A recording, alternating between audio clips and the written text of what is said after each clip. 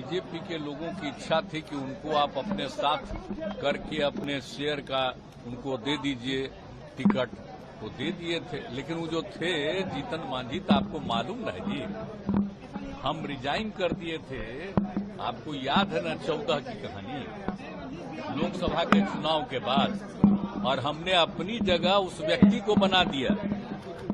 अब वो अभी क्या बोलते रहते हैं उनको नहीं पता है। पार्टी का कोई नहीं चाह रहा था कि आप छोड़िए, तो हम छोड़ के उस आदमी को कोई दूसरा नहीं नाम दिया था। हमने इसलिए सोचा कि हम हटेंगे तो हम एक शेड्यूल कास्ट को बनाएंगे, तो ये हम कर दिए थे। और उसका तो उनका ठीक रूप नहीं था, तो 2 ही महीना के बाद पार्टी का लोग, तो हम शुरू में नहीं माने, बाद में हम स्वीकार कर लिए कि कई लोगों को हटा दिया, तो फिर हम लोग आ गए इधर।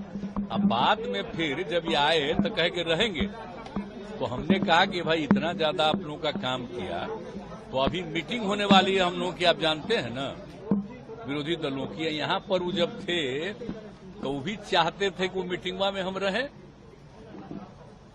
तो एक बात सबको मालूम था कि जहां कहीं भी वो बीजेपी के लोगों से मिल रहे थे, आप मिल करके फिर हमारे यहां भी आकर के कहते थे ये हुआ, तो हम तो जान ही रहे थे सब बात।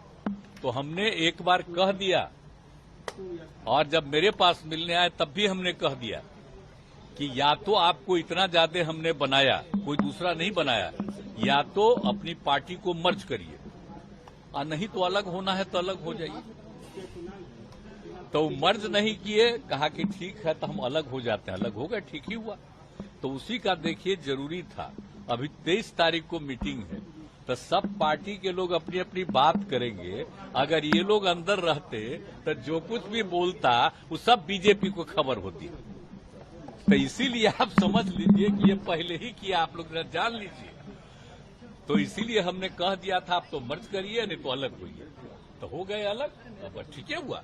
इसीलिए आप जानते हैं हम तो अपने कोटा के ना बना दिए थे उनको, तब फिर हम तो उसी तरह रत्नेश सदा को बनाए। अब रत्नेश सदा को आप लोग जानते ना है जी, कब से हम रत्नेश सदा को हम जान रहे हैं। मीटिंग बुलाया, कहाँ गए, कब से हम जानते हैं।